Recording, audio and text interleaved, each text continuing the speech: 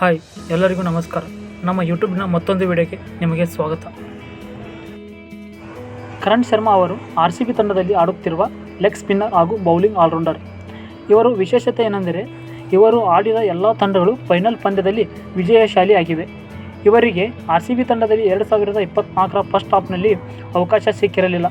Second ಹಾಫ್ನಲ್ಲಿ ಅವಕಾಶ ಘಟಿಸಿಕೊಂಡು ಒಳ್ಳೆಯ ಫಾರ್ಮ್ನಲ್ಲಿ ಇದ್ದಾರೆ. 2024ರ IPLನಲ್ಲಿ ಇವರು ಆಡಿದ ಕೋಲ್ಕತ್ತಾದ ವಿರುದ್ಧದ ಪಂದ್ಯವಂತೂ ತುಂಬ ರೋಮಾಂಚನವಾಗಿತ್ತು.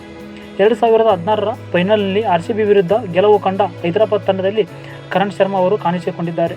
ಮತ್ತು ಇವರು 2017ರಲ್ಲಿ ಪುಣೆಯ ವಿರುದ್ಧ ವಿಜಯ ಸಾಧಿಸಿದ ಮುಂಬೈ ಇಂಡಿಯನ್ಸ್ ತಂಡದಲ್ಲಿ ಕಾಣಿಸಿಕೊಂಡಿದ್ದಾರೆ. ಮತ್ತು ಮುಂದೆ 2018 ಮತ್ತು 2021ರಲ್ಲಿ ಜಯ ಸಾಧಿಸಿದ ಚೆನ್ನೈ ತಂಡದಲ್ಲಿ ಕಾಣಿಸಿಕೊಂಡು IPLನಲ್ಲಿ ಲಕ್ಕಿ ಚಾರ್ಮ್ ಆಗಿ ಹೊರಹೊಮ್ಮಿದ್ದಾರೆ.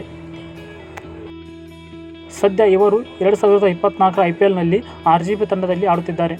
RCB ತಂಡ ಪ್ಲೇ ಆಫ್ನಲ್ಲಿ ಭಾಗವಹಿಸಿ ಫೈನಲ್ನಲ್ಲಿ ಜಯ ಸಾಧಿಸಲಿ ಎನ್ನುವುದು 6 ಕೋಟಿ ಕನ್ನಡಿಗರ ಅಭಿಲಾಷೆಯಾಗಿದೆ.